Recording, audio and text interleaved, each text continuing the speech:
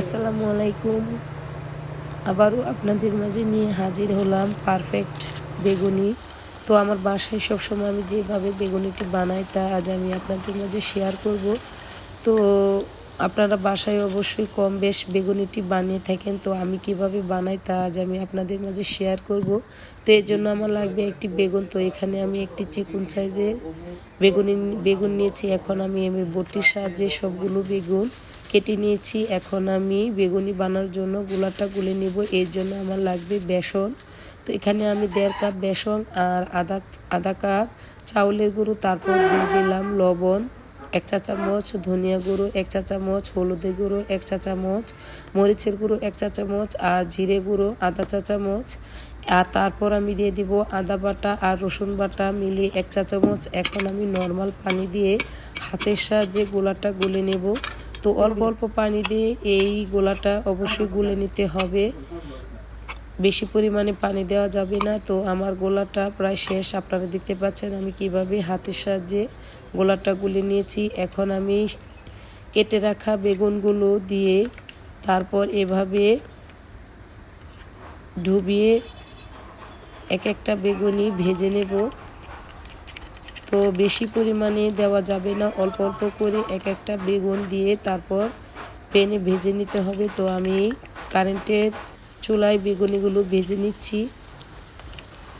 তো আমার এক পাশ হয়ে গেছে, যখন এক পাশ হয়ে যাবে তখন আমি উল্টে দেব। তো অবশ্যই আপনারা মিডিয়াম আঁচে বেগুনিগুলো ভেজে নিতে পারেন। আমি মিডিয়াম আঁচে সবগুলো বেগুনি এভাবে ভেজে নেব। তো আমার বেগুনিগুলো ভীষণ ফুলকো ফুলকো ছিল আর খেতেও ভীষণ মুচমুচের হয়েছিল। বাসায় আপনারা এভাবে অবশ্যই ফুলকো ফুলকো এবং মুচমুচে স্বাদে বেগুনিটি বানিয়ে নিতে পারেন। আর ইফতারির সময় অবশ্যই আপনারা পরিবেশন করতে পারেন মুচমুচে বেগুনি। তো আপনাদের সুবিধার জন্য আবারও আমি বেগুনিগুলো ভেজে নিচ্ছি। তো একটা একটা করে আমি এভাবে বেগুনিগুলো দিয়ে আবারও ভেজে নেব।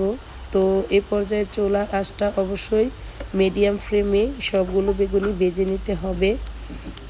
তো চলে যাচ্ছে এই মাহে রমজানে পর চলে আসছে ঈদুল ফিতর। তো ঈদুল ফিতর উপলক্ষে আপনারা কি কি কেনাকাটা করলেন অবশ্যই জানাবেন। আর গ্রাম বাংলার আধুনিক পেজের পক্ষ থেকে সবাইকে জানাই অগ্রিম ঈদুল ফিতরের শুভেচ্ছা।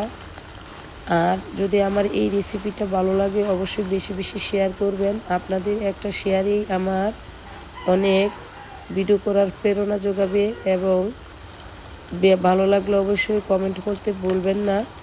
তো আমার বেগুনিগুলো ভেজে নেওয়া হয়ে গেছে, এখন আমি নামিয়ে নিচ্ছি।